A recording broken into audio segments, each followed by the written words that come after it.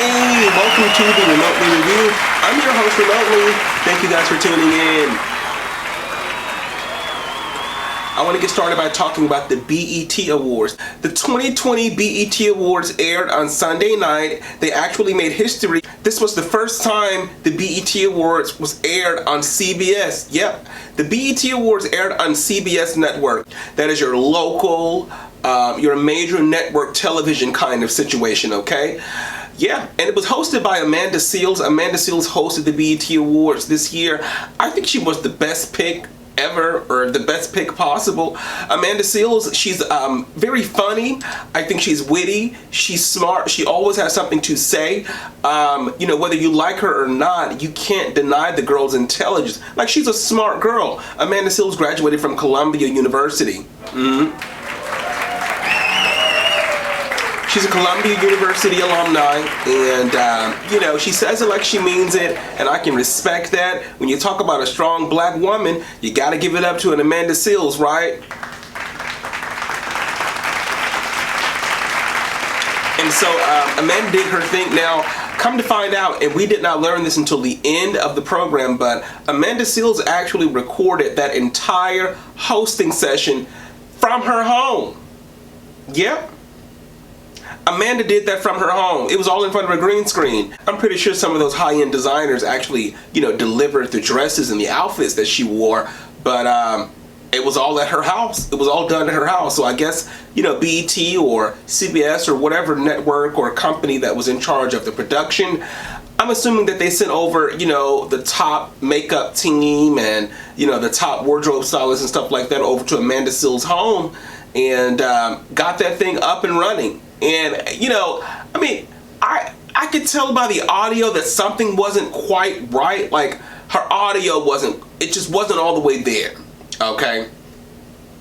But beyond that, I mean, they really made it work. And what BET did with this award ceremony, they took us down memory lane, okay?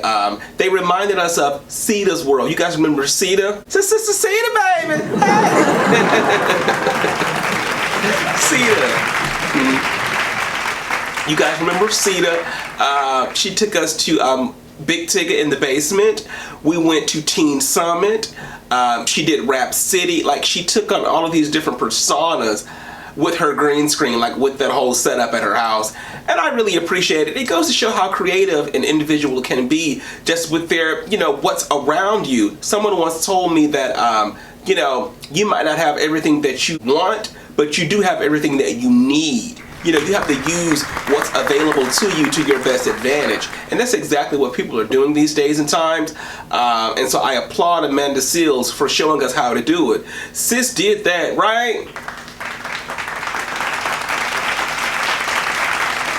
And so if you guys can recall, if you watched, you'll know that Beyonce received the Humanitarian Award. Yep, Beyonce got the Humanitarian Award, and it's so well deserved. I mean, Beyonce has done so much for the black community. And, you know, not just, you know, her music, but also her acting. Also, you know, with her, you know, the Be Good Foundation, you know, Parkwood, like, they've put a lot back into that Houston community. You know, Beyonce, like, she's always been a feminist, you know, standing up for women's rights and stuff like that. And so Beyonce is an all-around, like, global type of humanitarian individual. She's always been that, okay? Like, she's always been that person. And so I think that this award is long overdue, right? I think Beyonce should have already had the Humanitarian Award. It should have been given to her a long time ago, okay? Now, Beyonce gave an incredible speech. I mean, I love the way that Beyonce speaks. Like she always delivers it with such sincerity. Like, her delivery is so sincere. It's so heartfelt. It's so warming and encouraging. Like, every time I hear Beyonce speak, I walk away inspired. You know what I mean? Like I want to get up and do something.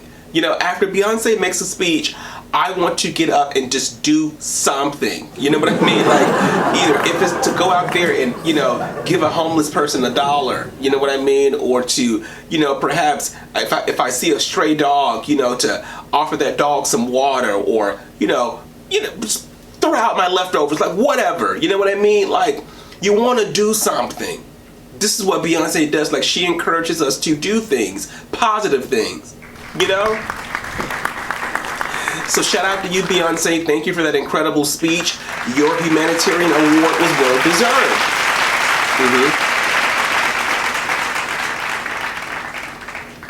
Now you guys know that Chris Brown won the award for Best Male R&B Pop Artist. Yeah, and so look, and Chris Brown is well deserving as well, despite what took place or what allegedly took place in his past. Okay, you can't deny the man's music. You can't deny the man's talent. Okay, Chris Brown is raw talent, and he deserves every accolade that comes his way. Because I mean, you know, for me, like, in some instances, you have to learn how to separate the man from show business. And I think with Chris Brown, he's proven that, you know, listen, separate me from all of that. But this right here, you can't deny this. And so, you know, you're loving Chris Brown these days. Chris Brown, he also won, it was a collaboration with Drake, best collaboration, No Guidance. You guys have heard No Guidance, right? Yep. No Guidance featuring Drake actually won for best collaboration. So give it up for Chris Brown and Drake.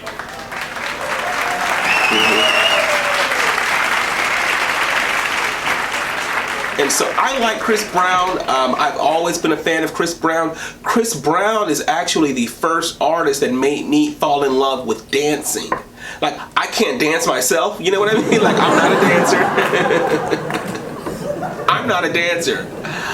But Chris Brown, like, when I first saw Chris Brown dance, he made me find an appreciation for the art.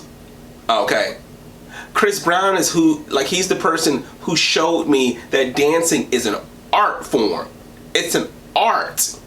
You know what I mean? And he makes it look colorful. He makes it look vibrant. He makes it look desirable. Like, he makes you want to dance. This is what Chris Brown does for me.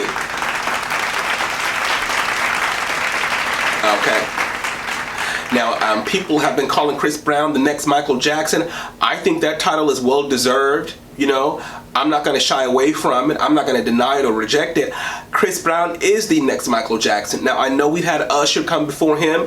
I know we had Omarion. But none of them make that dancing look the way that Chris Brown makes it look. And, you know, that's kind of strange, because if you guys are, you know, if you know anything about dancing, or if you maybe, you know, if you got some friends who dance and stuff like that, you know that your taller individuals, they really don't make the best dancers, because, you know, the extensions, it takes so long to execute the extensions. You know what I mean? It takes them a long time to hit their marks and their accents. Compared to a shorter individual, you know, those moves are executed quickly. You know, they can pop and lock it and get back into position real quick, and it looks seamless, okay? But Chris Brown has defied those odds, and Chris Brown being as tall as he, I think Chris Brown is what, at least 6'1", 6'2", or something like that?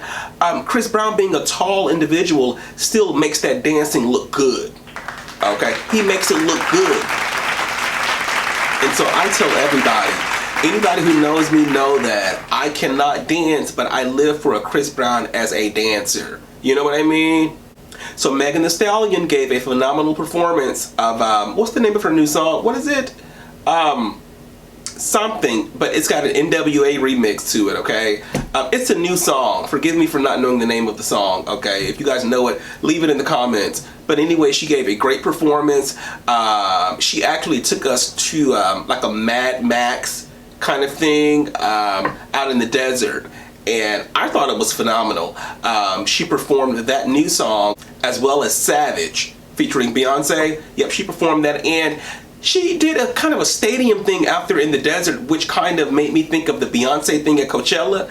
I'm not mad at it, but I did view it as somewhat of a copy, and I wanted, you know, if you're gonna do the Mad Max Fury Road thing or whatever, you know what I mean, like, keep it there. You know, don't do Beyonce while Beyonce is playing in the background. You're Megan Thee Stallion. You know what I mean? Like, so she, you know, she was giving me Beyonce in that moment. I can appreciate it, but I would prefer something different. You know? And so Megan Thee Stallion did win for, what, Best Female Rap Artist? Yeah, she won that category. I think she was up against like Nicki Minaj, and like, I think Doja Cat was in there. Some heavy hitters in there. But Megan Thee Stallion did come out on top. And I understand why. I mean, Megan Thee Stallion has what, the #1 song in the country right now? Or she had the #1 song in the country, because right now that spot belongs to Tekashi 6ix9ine and Nicki Minaj with Trolls. Now, Nicki Minaj did not make an appearance at this award ceremony. However, her collaboration with Megan Thee Stallion did win an award. I think it was what, Best Female Collaboration or something like that? Like, something. But Megan Thee Stallion and Nicki Minaj, they won in their category, okay? And so did you guys see Bad Baby's performance? Oh my God, like, listen, I don't know what to make of it. I think it's going to enrage some people, and I think it's going to uplift and kind of motivate and kind of comfort others. But the opening scene with the knee on the neck, I don't know, that didn't sit well with me. I think it was too soon. That's just me. Like, I think it's too soon to be making a reference like that in your material. You understand what I'm saying? I don't want to be too sensitive. I don't want to discredit anybody for their art. I'm not trying to do that, okay? But I am saying that why would you reproduce that image when we're actually trying to mourn and trying to get past our mourning stages and kind of find some sort of liberty from that moment? You know what I mean? We're looking for comfort now, and to be reminded of that moment, I don't know, for me it was just a little bit too soon. Now, people are saying that because of that performance, DaBaby is going to be back on top in the #1 spot next week on Billboard charts. I don't know. It didn't do any of that for me. Like, I can appreciate him as a rapper, as an artist, but the visual itself, it kind of just made me think, wow, will people ever stop trying to capitalize off of black rage? You know what I mean? I'm just saying, like, that's what I got from it. That's what I got from it. Like, here's another person trying to capitalize off of this black rage. Because I think for anybody, like, when you see that image, it is going to enrage you. Like, it's going to make you mad. You know, you're going to get angry all over again. Like, it's this whole cycle of traumatization. You know what I mean? Like, you're constantly traumatizing people over and over again, over and over again. Like, you know, like, there's a different way to deliver your message, you know. And I think DaBaby could have gone about that in a different way. That's just me. If you disagree, that's fine. Voice it in the comments. I'll be more than happy to go back and forth with you about why I feel the way that I feel, okay? But this is it. This is how I feel. I think it was a little bit much. We did not need to see that on CBS. We didn't need to see it. We've already seen that, and it made us mad. Like, it made us mad. So here you go, making us mad all over again. I'm not here for that. Not that one, okay?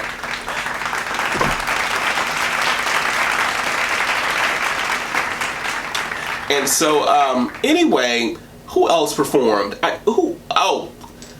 Did you guys see the Jennifer Hudson performance? Yeah, Jennifer Hudson killed that performance, right? Jennifer Hudson, she's going to be doing the Aretha Franklin biopic. I'm sure you guys have heard. Yeah. Jennifer Hudson is doing the Aretha Franklin biopic. I think it's going to be a blockbuster, okay? I think this is going to be Jennifer Hudson's next Oscar. Yep. She's going to win an Oscar from it because I think she's going to go in there and kill it on Aretha Franklin. She's going to kill it. You guys saw how she killed that Effie White performance, okay? Like, she killed it, okay? And so, you know, she can sing. So, you know, there's no question about that. She's going to come through with the vocals. And her acting as Aretha Franklin, you know, she's going to kill it. She's going to kill it. She's going to get her Oscar. All right. I said it. Jennifer Hudson is going to get her second Oscar for Aretha Franklin. Yeah. Now, you guys know that the BET Awards, they made history with this ceremony because this is the first time it has ever been aired on a major broadcasting network. Yeah, The BET Awards aired on CBS. This has never happened before. And what an honor for Amanda Seales to be just kind of thrusted into that lane, into that opportunity. You know what I mean? Like, that's huge. Like, that's big. Like, I mean, like, Amanda Seales is officially a part of history right now. Now, let me tell you guys something. I have followed Amanda Seales, you know, for quite some time now, but I didn't get wind of Amanda Seales until I saw her in that Truth commercial. She was doing a Truth commercial, something about smoking cigarettes or tobacco or something like that. And at that time, I think Amanda was a little bit more fluffy, in a good way. In a good way, okay? Because she's always looked good. What I'm trying to say is that she was a fuller young lady, okay? And since then, I've seen Amanda Seales' career just flourish and grow and just kind of skyrocket into what we have today. And so I've always supported her since the day that I was introduced to her through that commercial.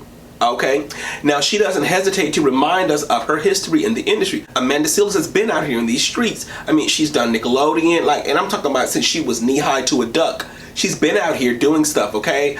And so, isn't it, for me, it's so inspiring. It's so encouraging to see an individual, you know, start early in the industry and then take their time to arrive at their destination, okay? And this is what I see for Amanda Seales. Amanda Seales started knee high, right? And she has just now arrived at her destination, okay? And what better way or what better avenue to take and arrive on a major platform like a CBS television, okay? Hosting and representing for your culture at the BET Awards, huh? It doesn't get any better than that. You know what I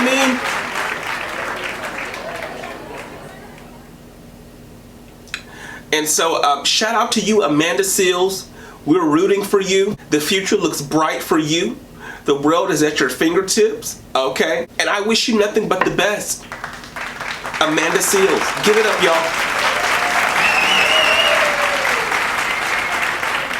And so if you guys did not get the opportunity to check out the BET Awards, you guys can probably catch it on reruns. You guys know BET reruns the mess out of that stuff.